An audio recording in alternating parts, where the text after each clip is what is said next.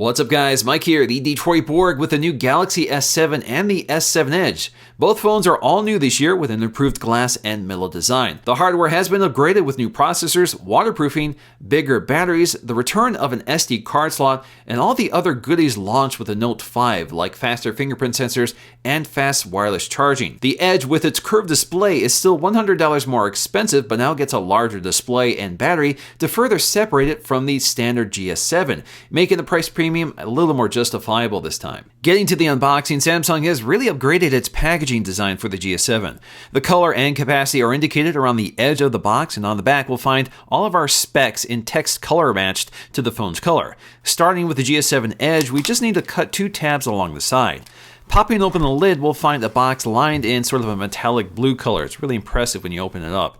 It's a nice complement to the stunning silver titanium finish of the GS7 Edge I have here.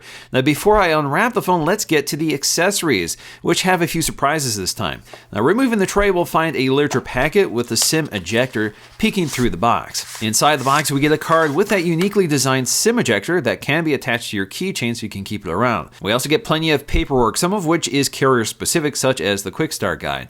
All of the accessories are neatly packaged below, including a tinted carrying case for the headphones. These Samsung headphones debuted last year and include an inline remote control and microphone in addition to replacement ear tips. We also get a Samsung adaptive fast charger with support for Quick Charge 2.0 along with a micro USB charging cable.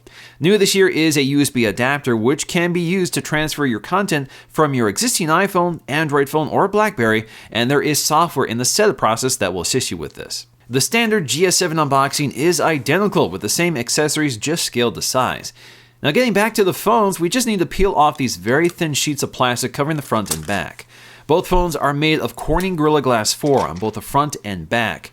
So we do have upgraded next generation glass covering these phones, which is thinner but more durable, which allowed Samsung to make these designs even more seamless. Next up, I just need to boot up the phones and get them set up. Now both phones have Quad HD Super AMOLED displays, which are brighter and more vivid than ever, with stunning colors and solid blacks. Now the GS7 is once again 5.1 inches, but the Edge jumps to 5.5 inches. Although the designs look very similar to the GS6, they have been spruced up with more rounded edges and a seamless design, which makes the phones feel much nicer in the hand to hold.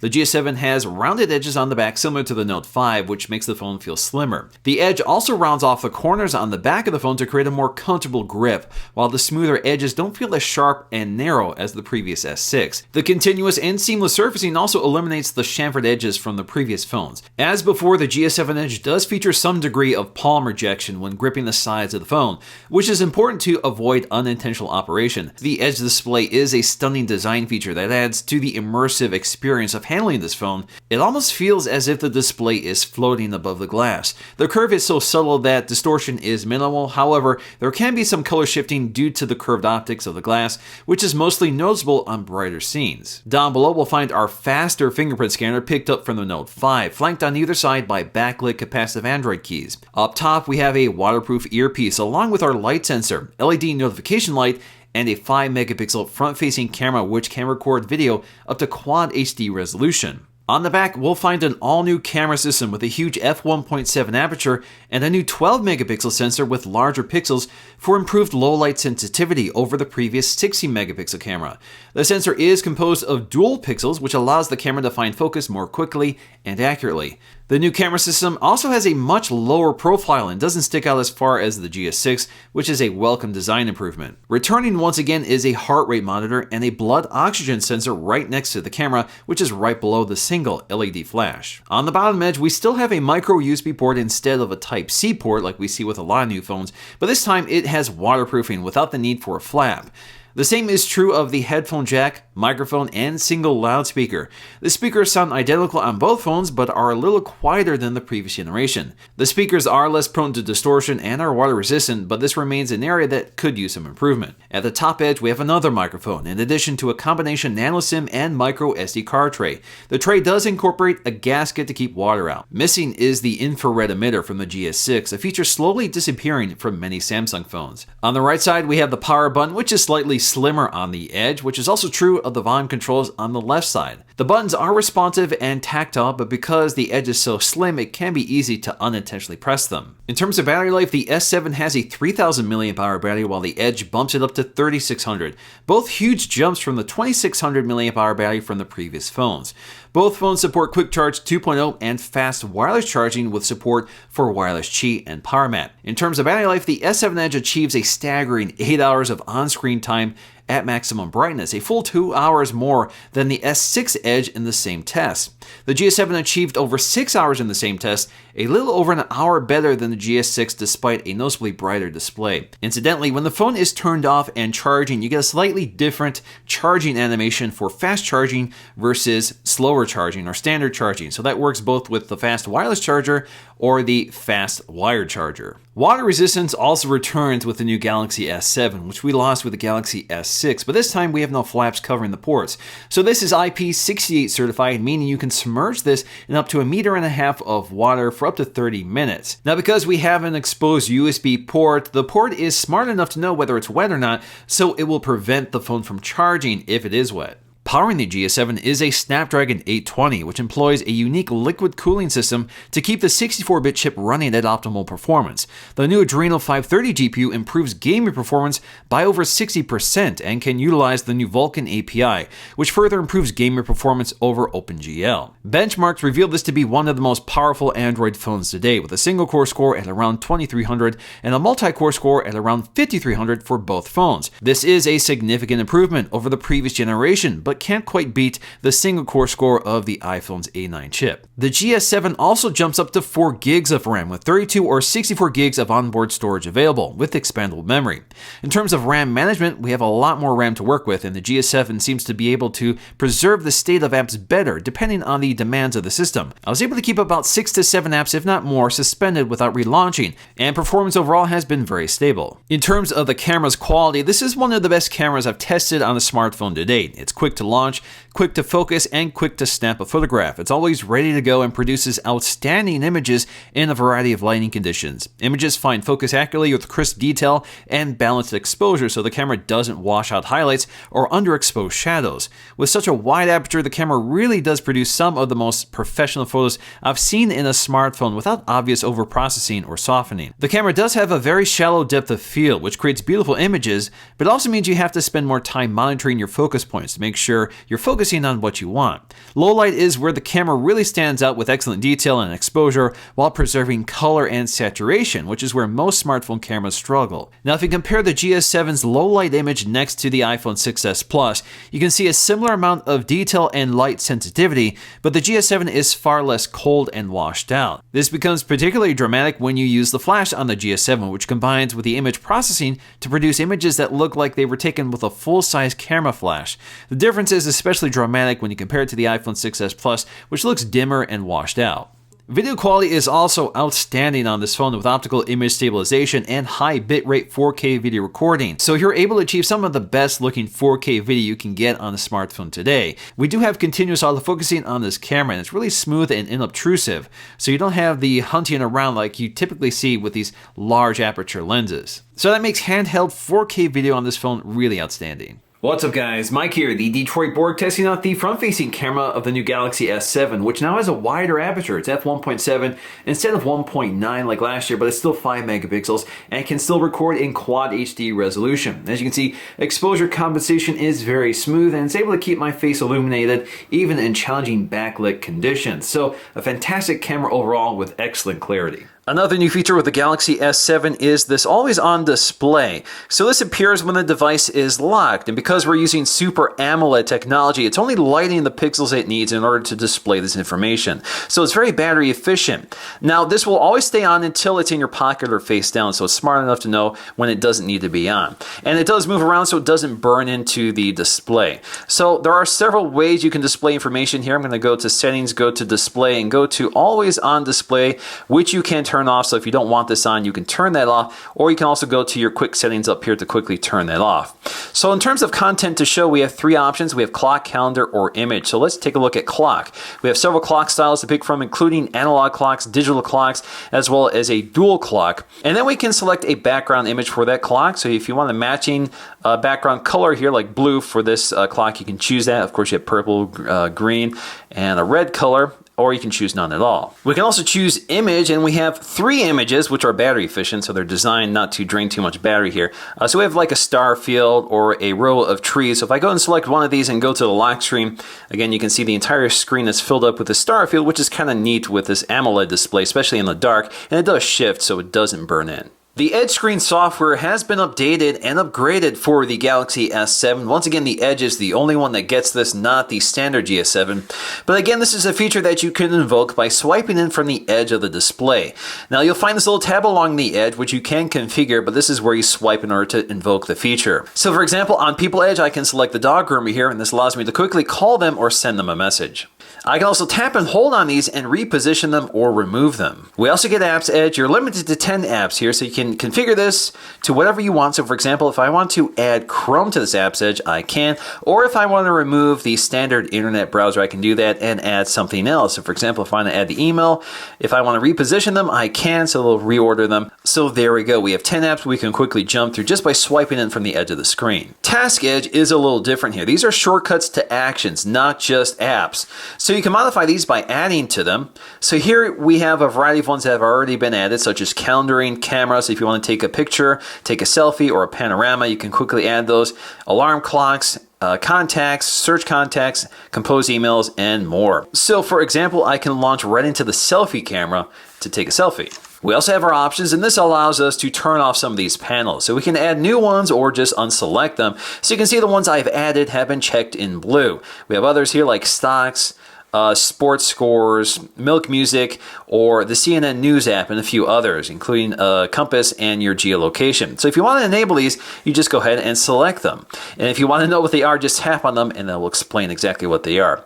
You can also edit these, so if you want to add your favorite stocks to this widget, you can do so. If you want, you can completely turn off the Edge screen features, or you can download new panels. And there's not a whole lot here, but they're all free. We have some settings down here, so we can change the positioning of the tab along the side. So you can go toward the bottom, or toward the top, or toward the middle, and you can switch it to the left hand or right hand side. We can also change the size here from small to large. I'm just going to leave it at medium, and you can change the transparency. Now this phone is powered by Android 6.0.1, so you can see that on the lock screen with quick access to our phone dialer or the camera app, as well as our notifications up here. Now you can also quickly launch into the camera app just by double tapping the home key. We're familiar with that from previous Samsung devices, and the camera is very fast to launch, and this works no matter where you are in the system, whether you're on the home screen like so, or if the device is locked.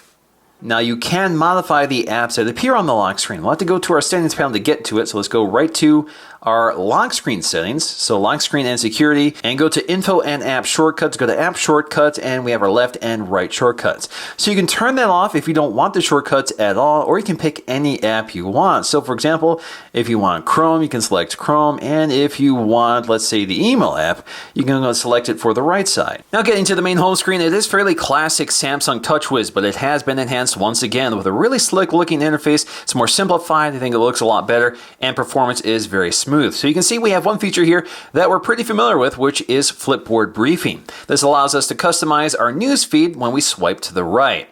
So you can swipe through your articles here, and you can see it's organized by types of news here, and you can also go up to settings to modify this.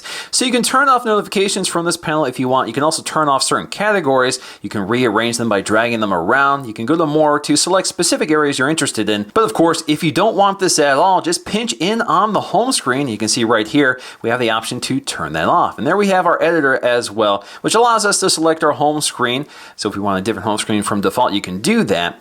And you can also add new home screens or take them up to delete.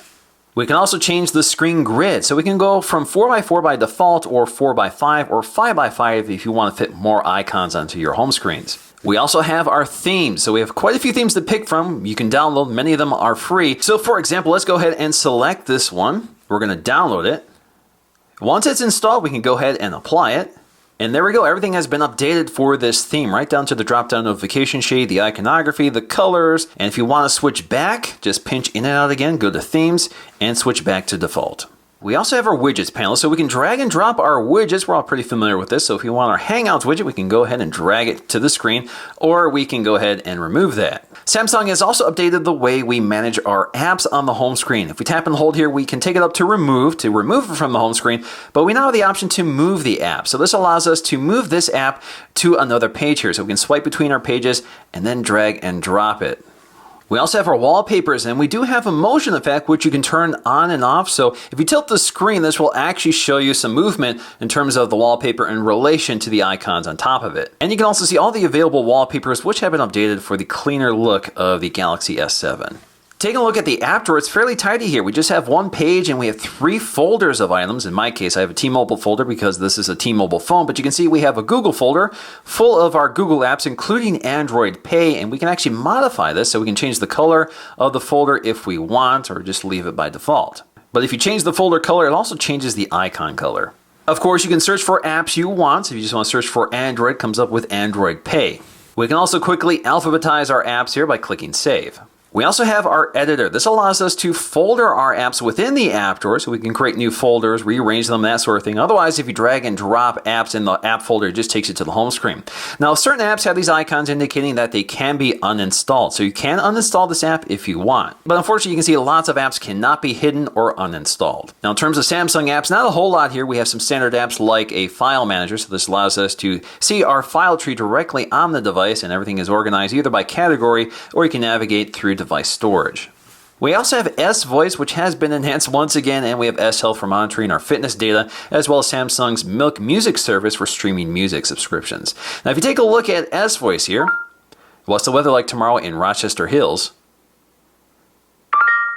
Saturday, you'll see some snow flurries. The voice has been tweaked a little bit. Still doesn't sound great here, but it sounds a little more natural, and you get this little pop-up here instead of filling up the entire screen. Of course, if you want to know what other commands S-Voice can do, there's a list here that you can quickly toggle on. S-Voice is also trained to your voice. So when you first activate S-Voice, it will prompt you to train it. Hi, Galaxy. What's the weather like tomorrow in Toronto? Saturday looks like it will be a cloudy day with a high of 33. This will also work when the device is locked. Hi, Galaxy. What's the weather like tomorrow in Chicago? Saturday, don't forget your snow boots. We also have Game Launcher, which is an ecosystem for Samsung devices for games. So you can load all your games in here, keep track of the scores, and see top charts, featured videos.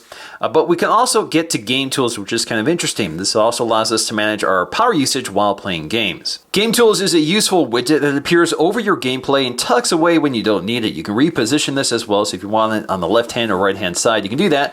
So this brings up some useful tools like recording your gameplay. You can take a screenshot. You can minimize gameplay. So this will suspend the game. Pop it out in this little pop-out so you can continue doing something else in the background and bring it back forward when you want to. So resuming the game here, I can actually lock the recents and back keys so I don't accidentally trigger those, and I can also mute my notifications. Now this is Android 6.0, so if you tap and hold the home key, this will launch into Google Now on tap, which will scan the screen for search items and link you to them. Of course, you can also just jump right to Google Now if you want. Samsung has tweaked the recent apps viewer just a bit here, so you can see the animation is slightly different. We have a close all button down here, and we have split screen view, which we can activate from this viewer.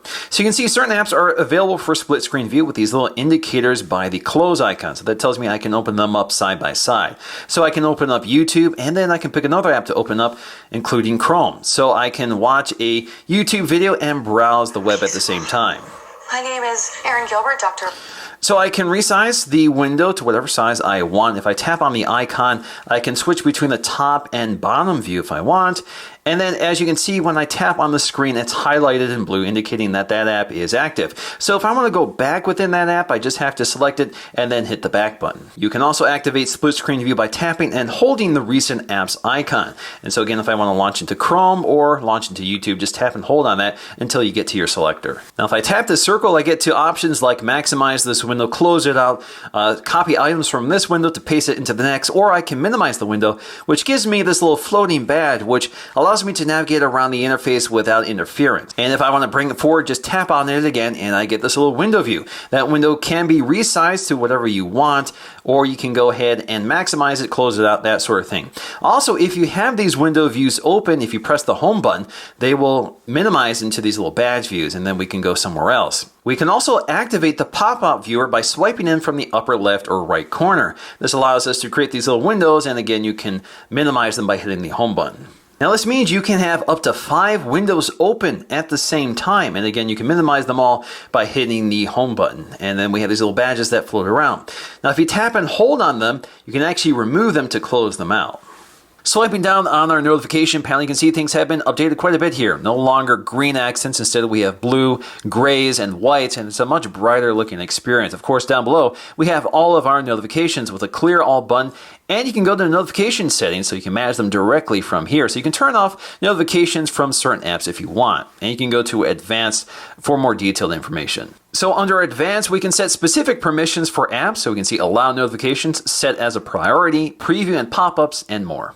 So among the features here includes Quick Connect. This allows us to see devices on our network that we could connect to wirelessly, such as a smart TV, a printer, or that sort of thing. So like all quick settings, we can tap and hold on one of them in order to jump right to the settings panel for that option. Of course, we have lots of controls like vibrate, mute, and sound. We can turn off our GPS location, auto rotate the screen, turn on Bluetooth or turn it off, and then we have Wi-Fi calling. This is a T-Mobile device, so we do have Wi-Fi calling available. You can turn that off if you want. We have some power saving modes, so we can turn that on, and that will dim the display. If you want to know more about what it does, just tap and hold, and it takes you right to it. We also have Do Not Disturb, and we can manage this. Just tap and hold on it, and this will take you to your control panel. So you can turn this on right now, or you can schedule it. And this is where you can set specific times or days in which this turns on. We can also allow exceptions. So we have no exceptions, mute all calls and alerts, alarms only, or you can customize it. So if somebody calls us twice, that will allow that caller to come through. We can also allow certain calls from contacts or your favorites. We can also receive messages from certain contacts, favorites, or none at all. You can also enable event tasks and alerts. So if you want to receive your notifications for calendar events, you can add that. And then you can turn on your reminders as well. Swiping down again, we get to some additional options. So we have ultra power saving mode, a feature we're familiar with. This is sort of a limp home mode. This allows you to preserve battery life for critical functions only, such as phone dialer, messaging, internet browsing, that sort of thing. It also reduces the screen's brightness and reduces it to grayscale to, again, maximize battery life. So again, we have our phone dialer, messaging, internet browsing. You can add certain apps here, so you're limited to Facebook, email, clock, calculator, and memo. And down here, we'll find our battery life and estimated time remaining. Next up, we have private mode, a feature we're familiar with from previous Samsung devices. This basically hides certain files behind a password or a fingerprint scan. So this allows us to hide certain images or files. This only works within certain apps like the Gallery app. So if I go to the Gallery app here and I want to hide one of these images, I can go in and select it. I can go to More. And then under More, I can move that item to private. So that is now only available when I've turned on private mode, which is protected with a password. So if I go to my drop-down shade now, and I go ahead and turn off private mode, that image disappears. In order for me to regain access to it, I'll have to turn on private mode again, which again is behind the password or fingerprint. So the image should reappear here. If I go back to my gallery, you'll see it's back here. And you'll see it's actually highlighted with that little icon. We also have Smart View. This is a Samsung feature. This allows you to stream or push content from your smartphone to a compatible Samsung Smart TV. We can also quickly toggle off Always On Display from this dropdown, and we have S Finder, which allows us to quickly search our entire device. So for example, if you want to search for display settings, just type it in. It takes you right to the display settings. Of course, you can also bring up contacts or apps, and that sort of thing. Now, of course, you can rearrange these. Let's go up to Edit. And you can see we have our first row here, and then we have the extended row down here. Now, if I want to move this to the first row, I can go ahead and do so. So I can keep S Finder quickly up there, as well as the Always On Display. And I can rearrange them if I want. So for features I don't anticipate using very much, like Ultra Power Saving Mode, I can go ahead and drag them out. But you can see it rearranges them and keeps that row full no matter what. You can also turn off the Quick Connect feature from the drop-down shade if you don't want it. Now checking out the settings panel, right now I'm on the GS7, so I have edge screen settings. That's the only feature the GS7 Edge has that the GS7 doesn't have. So we have this continuous list view, which is broken down into certain categories, and up top we have quick shortcuts, which you can edit. So this allows us to select up to 9. Right now they've given us 6 by default, but we can go ahead and add others. So if you go ahead and add 3 more here, if we go back, you can see it's rearranged to 3 rows. So under Wi-Fi, we'll find a feature here that's kind of useful to know about because it's off by default, and that is Smart Network Switch. So if you enable this, this will actually allow the device to search for a stronger network. So for example, if you're on a Wi-Fi network and it becomes unstable, it will automatically switch to the cellular network. Under NFC and payment, this is where we can select our default tap and pay systems. So if we go to tap and pay, you can see we have Samsung Pay or Android Pay. So if you want to use Samsung Pay, you can go and select it. And you can also see we have other options, including Google Wallet. Under more connection settings, we have Mirror Link. This works within cars. So if you have a car that's compatible with this feature, if you turn this on and you connect a USB cable, you can actually mirror the display of your Samsung phone on the car's head unit. We also have Download Booster, which you can turn on. It's off by default, but this will combine the speed of your Wi-Fi and LTE network. And this is where you can also manage Wi-Fi calling, Wi-Fi preferred, cellular network preferred, or never use cellular network for calling. We also have our Smart Manager. This allows us to quickly access and monitor our critical functions like battery life, storage, RAM, and device security. So if we go to battery life, this is basically the battery control panel. So we can see our 2 power saving modes, battery optimization based on apps, and then we can enable or disable the battery percentage on the status bar, but we can also turn off fast cable charging. So if you don't want fast charging over the USB cable, you can actually turn that off. I don't believe we've seen that before. We also have our storage. Right now I've used up about 38%, and of course it will break down in detail what's taking up that space. We also have our RAM usage, so you can see what apps are taking up your RAM right now, and you can end all to clear it. Under sound and vibration, a lot going on here. I don't want to get into too much detail. A lot of them are pretty familiar controls, such as vibration intensity. You can customize the vibration pattern, but what I want to get to is sound quality and effects, which is kind of buried here. So we have different equalizers here. So if we select them, we have normal, pop, classic, jazz, rock, or custom. So if you select it and go back, you can customize your EQ manually. You can also select advanced controls. So you can change your vocal emphasis, instrument emphasis, bass, and treble. And then we also have these grayed out selections, and they're grayed out right now because I don't have headphones connected. These only work when headphones are connected. We also have adapt sound, which is nice. This allows you to calibrate the audio experience to your ears and to your headphones. And this will basically walk you through it. Under display, we'll find some interesting options I don't think I've seen before, including these icon backgrounds. So if you want to unify your icon pack here, so right now you can see these are the Samsung icons and these are the Google icons, and they have their own shape. So if you want to add this background, this will actually unify it. So all I have to do is click done here. If I go to the home screen now, you can see everything has a matching background, so it really unifies the overall aesthetic experience. I actually really like it. We have Smart Stay, a familiar feature we've seen for a long time from Samsung phones. It's off by default, but again, this will use the camera to monitor for the presence of your eyes to prevent the display from going to sleep if you're looking at it, and vice versa. Night Clock. So Night Clock is a feature available only on the Edge screen. So let's go ahead and click that on. So you can turn this on at specific times of day. Obviously, I want to kick it in right now so we can take a look at it. So I'm going to click on, and then you can change the side, whether you want it on the left-hand or right-hand side. So when this feature turns on, you'll have a very dimly lit clock along the left-hand or right-hand edge. It also displays the current date and time and battery status. And if you rub along that edge, it'll wake it up and display your current notifications. And if you swipe along that edge, you can actually see a news ticker as well. We also have our screen modes, which includes Adaptive Display, AMOLED Cinema, AMOLED Photo, and Basic, and this will preview exactly how that looks. You can also tell it to keep the display turned off, so if the display wakes up in a dark location like your pocket, this will prevent it from waking up. So for example, if you accidentally trigger the camera or wake up the display by hitting the home button or lock button, this will prevent it from staying on. We also have Easy Mode, which I often call Grandma Mode. This simplifies the interface and gives you larger icons. So if you click that, click Done here. So we have our most important apps on the main home screen, and then you can add additional apps on the right, swipe to the left, and you can add quick contacts. Under Backup and Reset, this is where we'll find Open Smart Switch. This allows you to transfer your information from one device to this device, and that's where that little adapter comes in handy. So you can transfer from an iOS device, an Android device, or even a BlackBerry device. Under Advanced Features, we have One-Handed Operation, which is off by default, but if you enable this and you triple tap the home button, this will give you a one-handed mode, which allows you to switch between the left hand and right hand side, and you can return to full screen if you want. We also have one-handed input, and that works with the keyboard. So for example, if you bring up the phone dialer, the keyboard is now left justifying or right justifying. That works for the calculator and the keyboard. You can also disable the quick launch camera. So again, that's a double press of the home button to launch it. So if you don't want that, you can turn that off. We also have smart capture. So we can turn this on. It's a feature that allows us to take a larger screen grab than what's immediately on the screen. So if I go to a website here that's longer than the screen, obviously I have a lot here. So if I want to screen grab this entire thing, I do a screen grab like so. And then I can go ahead and continue adding to that screen grab as it scrolls through. And as you can see along the right edge here, it builds out for you. You can continue adding as much as you want. You can also crop this so you can see the entire screen grab here. So I can crop it and resize it in terms of width or height. We do have some familiar Samsung features like direct call. So if you're looking at a contact, a message, or contact details, just raise your phone to your ear, it automatically dials them. We have smart alert, so if you have a pending notification, you pick up your phone, it vibrates for you.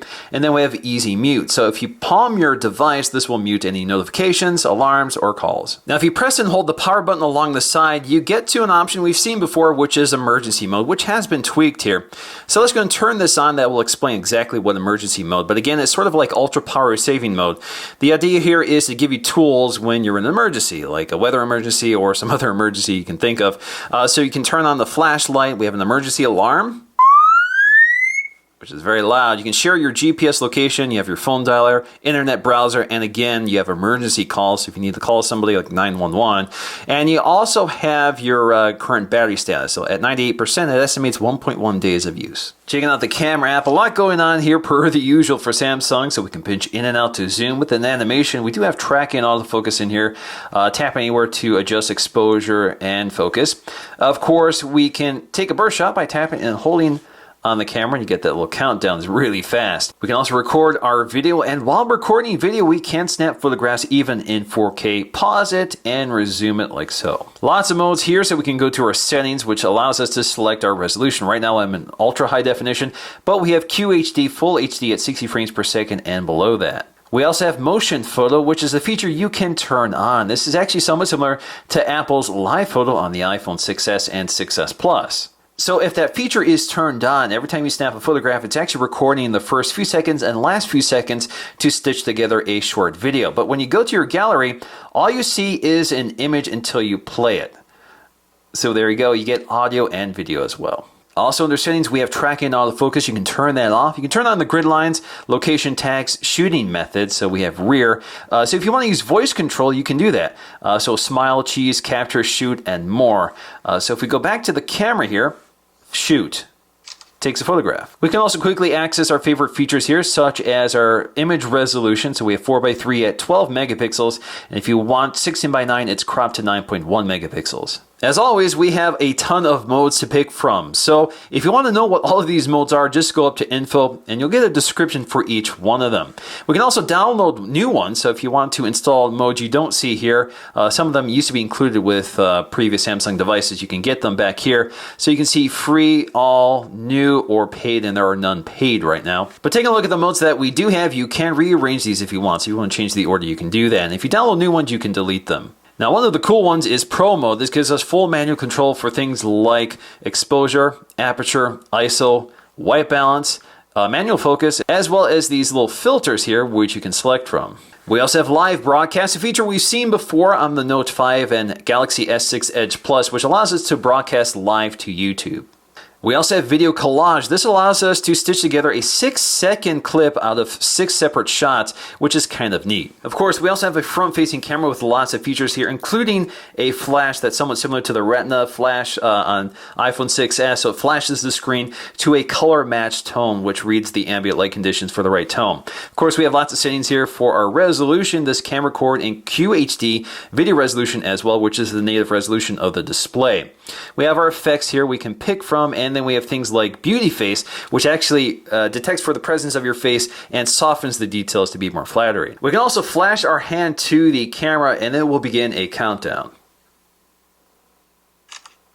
So in the end, the Galaxy S7 really are outstanding phones with fantastic displays, cameras, battery life, processing power, and a software experience which looks a lot better than previous generations and is really smooth and kind of complements the design of the phone as well as the displays. Now in my case, I really like the look and the features it adds, so I really have no issues with TouchWiz, especially since performance is so much better this time. As for which phone I would prefer, I would definitely prefer the GS7 Edge for its larger display and battery life, which makes a huge impact. But if you're a fan of a smaller phone, you may want the GS7 at 5.1 inches. I think this is the more conventional size, and both phones look fantastic, made of nice materials which feel great in the hand to handle, and they really stand out as something really premium. Alright guys, so that's going to do for me in this video. Hope you guys enjoyed it. Thanks for watching, and I'll see you again in the next video.